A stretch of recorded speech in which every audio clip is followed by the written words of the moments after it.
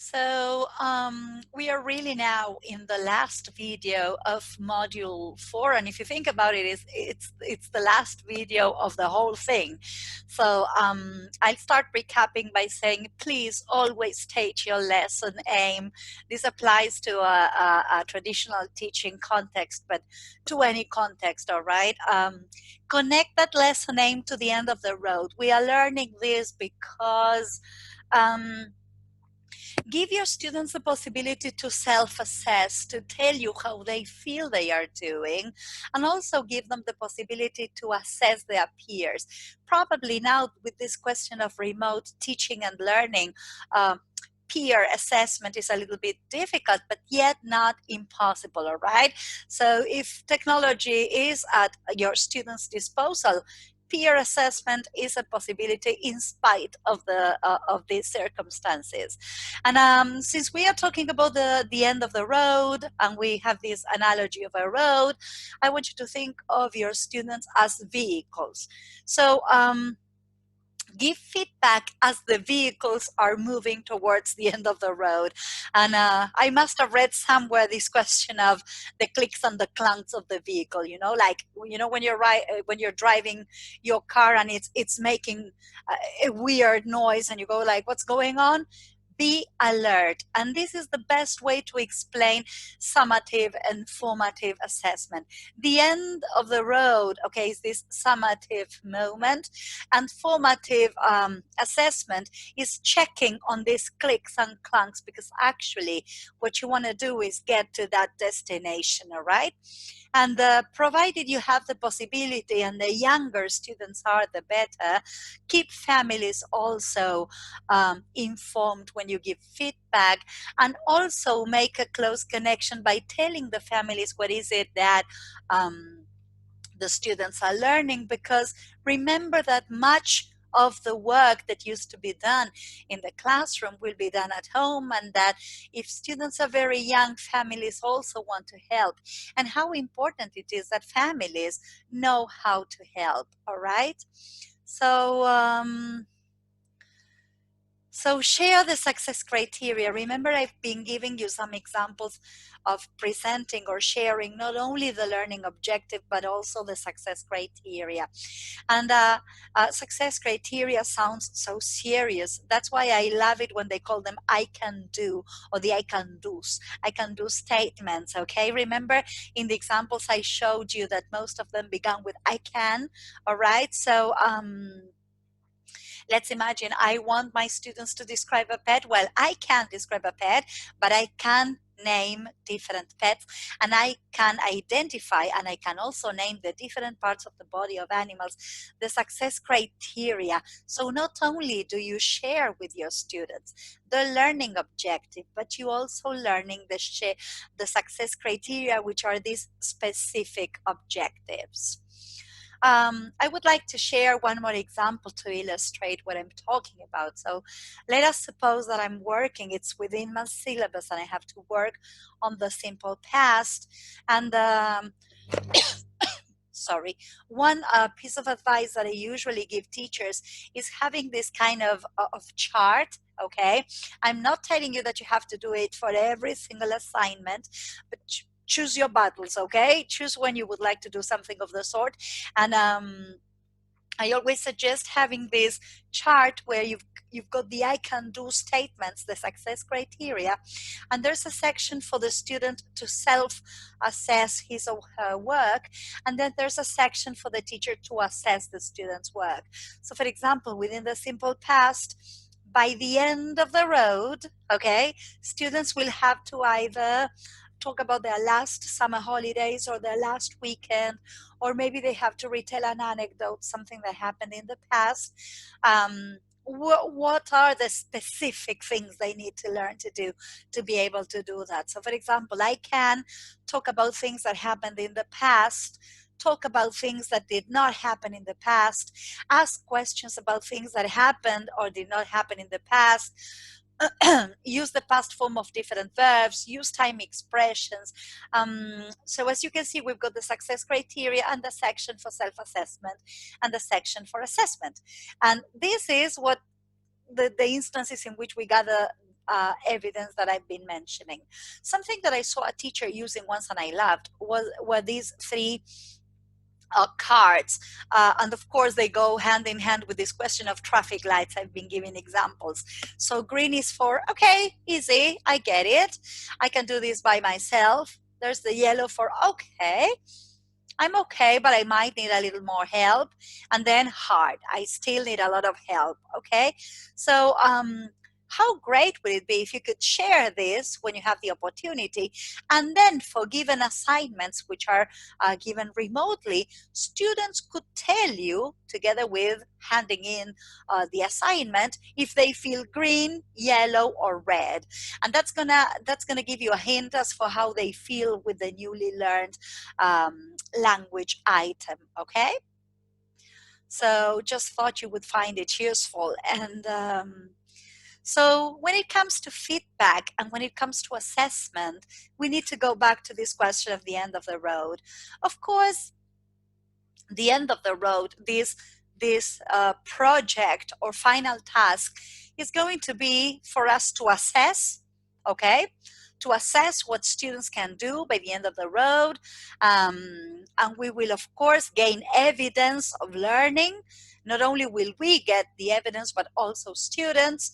But it's also very important that you remember that we will also be assessing as we move towards that end of the road.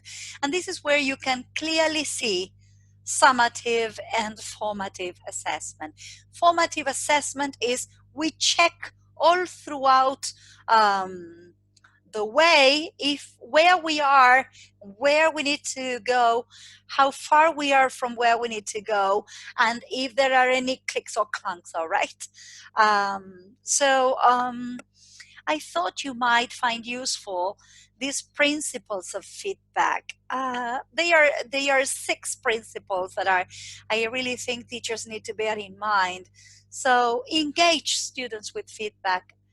Make them realize that if they do pay attention to our feedback, they will be able to know how to move on in their learning. Tell them that feedback is fundamental for learning. And this has to do with how consistent you are with this, all right? Communicate feedback to your students. Make it comprehensible. You can't imagine how many times I've seen feedback which students do not understand. So what's the point? Feedback needs to be timely. It needs to be given at the right moment, intervention at the right moment. So you're not constantly giving them feedback. Again, you pick your battles, okay? Consistently delivered, as I mentioned before, and make sure that it's about quality again with feedback, okay? Like, well done, good job, incomplete. That's not something that's going to help students move forward. Feedback needs to be high quality, okay? So I found this, I loved it, and I wanted to share it with you. The feedback 5, okay?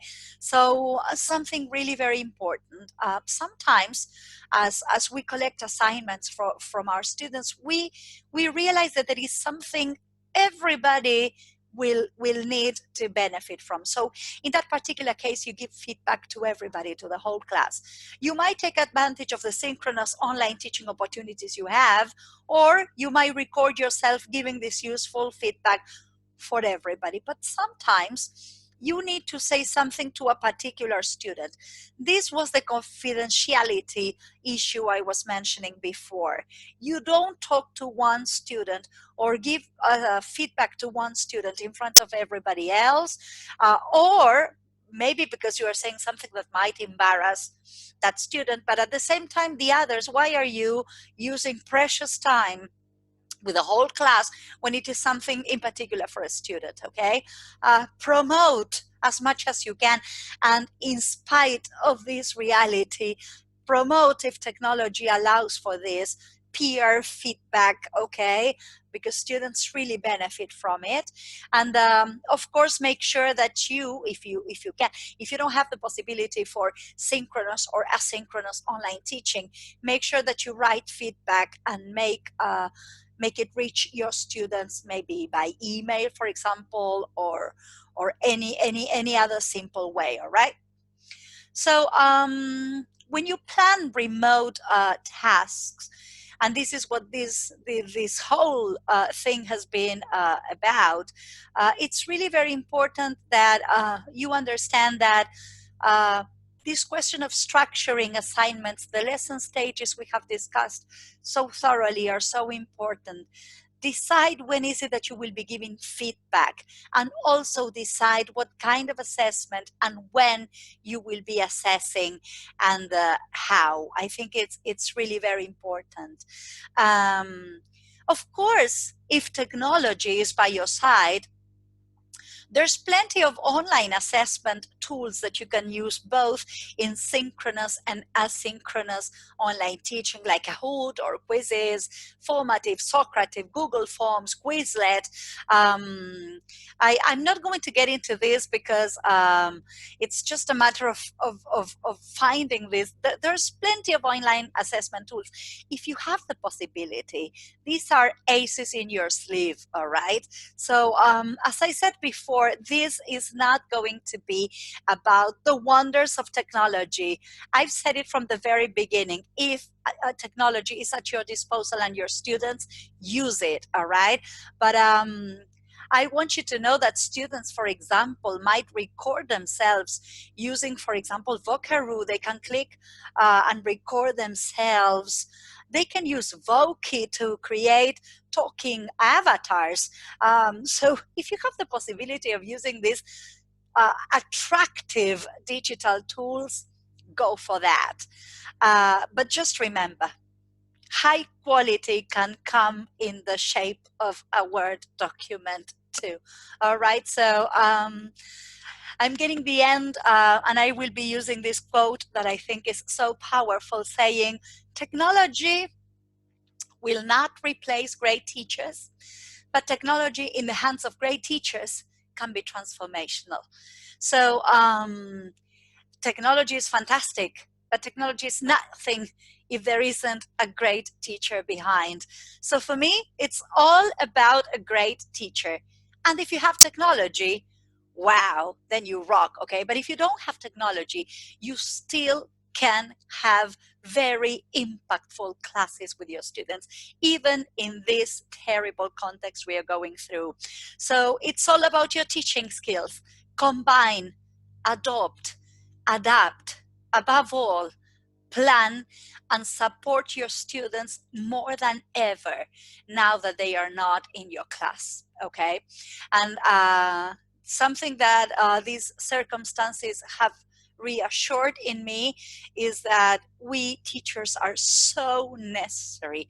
Our students need us. They need our choice of material. They need our support. And this is what the whole thing is about. So it all comes to you, I guess. So is it all about technology? Well, as I said before, it's part of the equation, but I'm a strong believer of the following. It's all about great teachers, and great teachers have clear objectives. They know where they're going. They know where they want to take their learners. So having said that, we really hope that this has given you a hand. Be strong, keep moving. We teachers have shown that we are ready for everything, no matter what.